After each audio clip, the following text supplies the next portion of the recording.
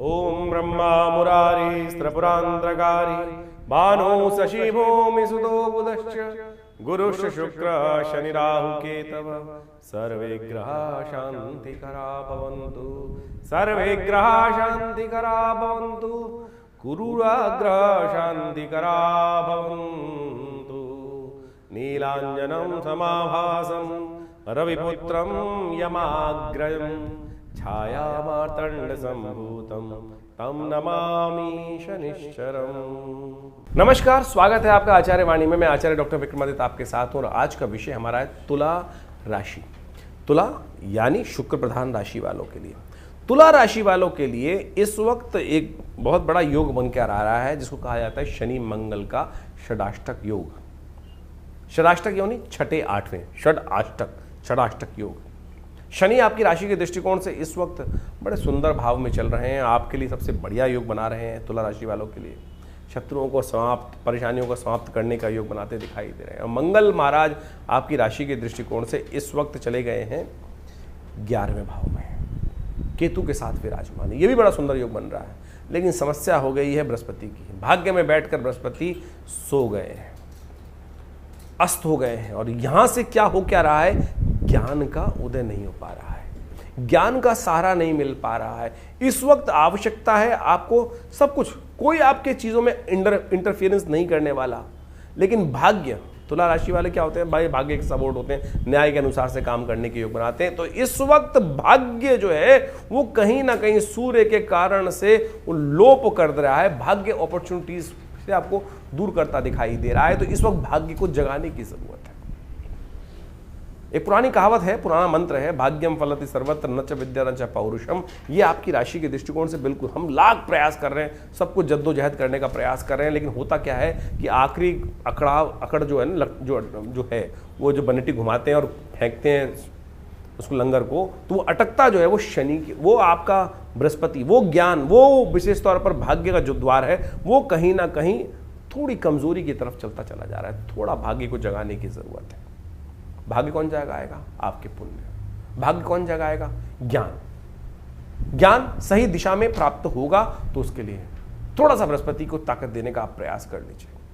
हल्दी मिल जाएगी आपके घर में, उसका टीका लगा लीजिए।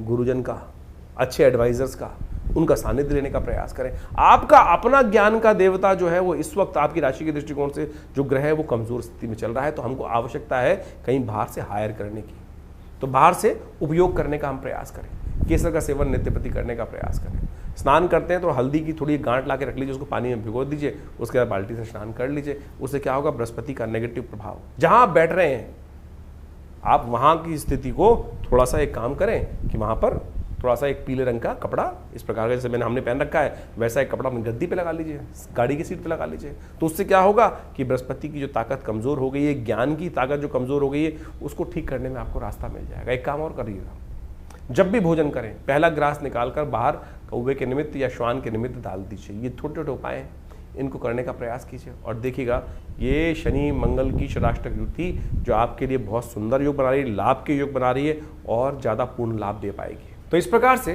शनि मंगल का जो परिवर्तन का योग है, षडाष्टक योग है, इसका आपने महत्व समझा। देखिए इस महत्व को आपने समझ तो लिया, लेकिन ये गोचर का प्रभाव है। अब इसके साथ साथ आपकी जन्मपत्री में भी क्या प्रभाव चल रहा है, कौन से ग्रह योग किस प्रकार की दशाएं बना रहे हैं, फिर आपकी जन्मपत्री में आपके दशाओं की अवस्था क्या है, आपके ग्रहों की अवस्था क्या है, किस अवस्था में वो बैठे हुए हैं, उन पर भी बहुत निर्भर करता है। आपकी राशि कौन सी है, लग्न कौन सी है, राशि के हिसाब से तो हम बता ही रहे हैं आपको, लेकिन इसके साथ साथ आपकी जन्मपत्री के दृष्टिकोण से कौन सी राशि प्रभावी है। कई बार किन्हीं व्यक्तियों की कुंडलियों में लग्न कुंडली प्रभावी होती है, जो लग्न दिन में करीब 12 लग्न होती हैं और 12 राशियों के साथ 12 लग्न बन जाती हैं, तो उनका भी बड़ा अद्भुत महत्व होता है। राशि तो करीब 2.5 दिन, 2 से 2.5 दिन तक एक बार में परिवर्तन, चंद्रमा के अनुसार से परिवर्तन का योग बनता है। तो कई बार कई लोगों का प्रश्न आता है कि हमारी राशि का कॉन्सेप्ट हमसे मिलता नहीं है। देखिए उसके कारण से देखना पड़ेगा कि आपकी जन्मपत्री में क्या वो लग्न राशि या जन्म राशि या चंद्र राशि, सूर्य राशि, कौन सी राशि से प्रभावित कुंडली आपके लिए उपयुक्त है, किसको कौन सा आपको देखना चाहिए। नाम के हिसाब से एक अलग राशि होती है, जन्म के हिसाब से अलग राशि होती है, लग्न राशि अलग होती है, कारकांश की राशि अलग होती है। इन सब का अद्भुत महत्व ज्योतिष के दृष्टिकोण से देखा जाता है और इन सब की सूक्ष्म विवेचनाओं की आवश्यकता होती है। इसके साथ साथ गोचर के ग्रहों के साथ साथ आपकी जो दशाएं, अंतरदशाएं जो चल रही हैं, उनको भी अच्छे रूप से समझना चाहिए। कई बार गोचर बहुत प्रभावी है और बहुत अद्भुत लाभ देने के योग बना रहा है, लेकिन अंतरदशा, दशाएं, बाकी सब ग्रहों की अवस्थाएं अंदर जो इंटरनल कुंडली में है वो ठीक है ही नहीं।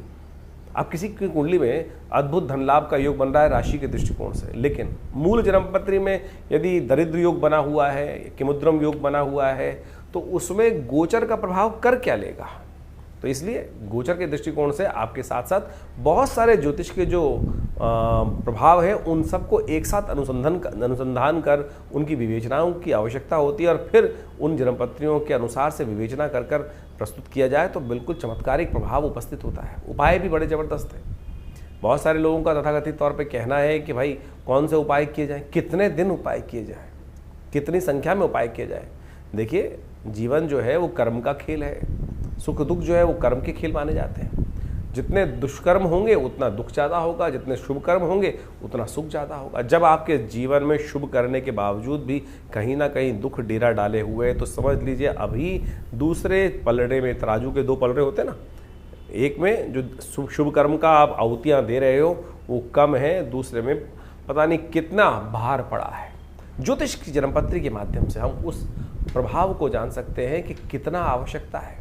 हमारे पूर्व जन्मकृत कर्म के अनुसार से कौन सी दशाएं, अंतरदशाएं चल रही हैं, किस प्रकार का प्रभाव बना रही हैं, कैसा ग्रहों का योगा योग है। जन्मपत्री आपकी बैलेंस शीट है, आपके कर्मों का लेखा जोखा है, जो आपको वास्तविक तौर पर समझाती है कि हमारे पूर्व अर्जित कर्म किस प्रकार के रहे और उसका लेखा जोखा जो हमको प्रस्तुत लेकर हम आए हैं इस जन्म में, उसका प्रभाव किस प्रकार से होने वाला है और सुख प्राप्त करने के लिए कैसे उन जो दुष्कर्म है उनको समाप्त करने के लिए कौन से कार्य करने हैं हमको। आप सपोज जन्मपत्री दिखाने एक व्यक्ति आया मेरे पास, बहुत सारे लोग जन्मपत्री दिखाने आते ही रहते हैं। हमने एक हमारे आश्रम के पास ही एक व्यक्ति रहता था, उसकी जन्मपत्री थी, जन्मपत्री देखी और जन्मपत्री में एक उपाय बताया कि एक काम करो, तुम हनुमान जी को चूल्हा चढ़ाने आया करो। आप सत्य माने और बिल्कुल शुद्ध रूप से 1 महीना ही चूल्हा उसने मंदिर में आके चढ़ाया होगा हनुमान जी को, और घर चलकर वो रिश्ता भगवती की कृपा से, भगवान की कृपा से उनके जीवन में आ गया।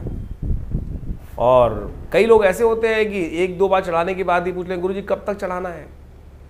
तुलसी बाबा ने कहा है ना, कन का मन का छोड़कर मन का फेर। श्रद्धा, विश्वास, समर्पण भाव से यदि 1-2 बार भी कर लोगे ना, तब भी वो अद्भुत रूप से लाभ दे देगा। समर्पण भाव परमात्मा की, जब तक तू न कृपा करे तब तक मैं तेरे द्वार पर बैठा हूँ, ये भाव कर कर हम यदि उपाय करें तब तो वो लाभ देगा। लेकिन हमारी स्थिति क्या होती है, मंत्र जप कर रहे होते हैं, हम बार बार उठा के माला देखते हैं, एक हुआ, कितनी हो गई, अभी कितनी जपी रह गई अभी, तो फिर तो मन का प्रभाव जो है वो उस परमात्मा के श्री चरणों की तरफ नहीं है, वो केवल मनकों के प्रति है। जैसे आजकल बहुत सारे लोग राम नाम जप कर रहे होते हैं, एक जगह हम पहुँचे तो वहाँ मंत्र जप कर रहे थे, राम नाम 1, राम नाम 2, राम नाम 3, राम नाम 4। हमने कहा भाई ये 4, 1 तो इसकी वजह राम राम राम, राम राम राम, राम राम राम ऐसे ही कर लो ना, तो संख्या बल क्यों लेके चल रहे हो। तो आप श्रद्धा के साथ इन उपायों के महत्व को समझने का हमको प्रयास करना चाहिए। बिल्कुल अद्भुत रूप से कार्य करते हैं। हमारा अनुभव ऐसा है, हजारों लोग हमारे साथ जुड़े हुए हैं और उन सबके जीवन में चल रही घटनाओं को देखकर इस जन्मपत्री के योगा योगों का प्रभाव हम उनको बताते हैं और बिल्कुल प्रत्यक्ष रूप से परिवर्तन आने के योग बनते हैं। लेकिन परिवर्तन आपकी अपनी मेहनत, आपके अपने कर्मों के अनुसार से आएंगे, परमात्मा की कृपा से आएंगे। तो इसलिए इस संसार में हम दुख झेलने के लिए नहीं आए, इन सरमार पे बड़े मुश्किल से बड़े भाग्य मानुष तन पावा। इसलिए इस ज्योतिष विज्ञान के माध्यम से हम समझें कि आने वाला समय हमें कहाँ अच्छे कार्य करने की तरफ प्रेरित कर रहा है, कौन से कष्ट आने के योग बन रहे हैं, कैसे उनसे उन कष्टों के प्रति हम निवृत्त होकर अपने को अब रक्षा कवच के अंदर ले जा सकें। वो प्रभाव ज्योतिष के द्वारा हम अच्छे से अपने जीवन में उपस्थित कर सकते हैं।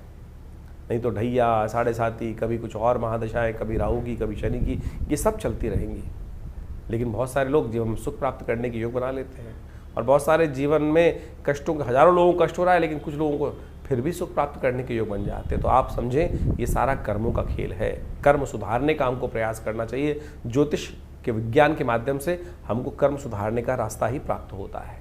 इन सब चीज़ों को आप समझें अच्छे से, अपने ग्रहों के प्रभाव को समझें और प्रत्यक्ष रूप से आप यदि इन सब जो रास्ते हमने आपको बताए हैं इनको यदि अपनाने का प्रयास करोगे तो हमारा ऐसा विश्वास है, हमारा ऐसा अनुभव है कि जीवन में कष्टों से निवृत्ति का योग भगवान की कृपा से बन ही जाता है। खैर, आपके मन में जो भी प्रश्न चल रहे हो चिंता ना करें, आप हमारे इस कार्यक्रम के माध्यम से हमारे इस चैनल पर या व्हाट्सअप नंबर जो नंबर सामने स्क्रीन पर चल रहे हैं उन पर भेजिए। इसके बाद भी रविवार को आश्रम में बहुत सारे कार्यक्रम समय समय पर चलते ही रहते हैं। हर महीने के पहले रविवार पर हमने एक समागम की व्यवस्था कर रखी है आश्रम में। जो लोग भी उस कार्यक्रम में सुबह 8 बजे से लेकर 10 बजे तक आते हैं उनके प्रश्न, एक आध दो जो प्रश्न होते हैं उनका अवश्य हमारी तरफ से निदान उसी समय पर देने की व्यवस्था रहती है। तो आप कोशिश ये करें, विवेकानंद योगाश्रम में इन समस्त जो कार्यक्रम है आपको समय समय पर हम आमंत्रित करते रहते हैं, उन सब का लाभ लीजिए, जुड़िए। देखिए माँ भगवती का सुंदर श्री विग्रह जो आश्रम पर विराजमान है, उनके सानिध्य में आकर किस प्रकार से उनके प्रभाव से हम अपने जीवन को, कष्टों को दूर हजारों लोगों ने किया है, आप भी करें। स्वागत है आपका। नमस्कार।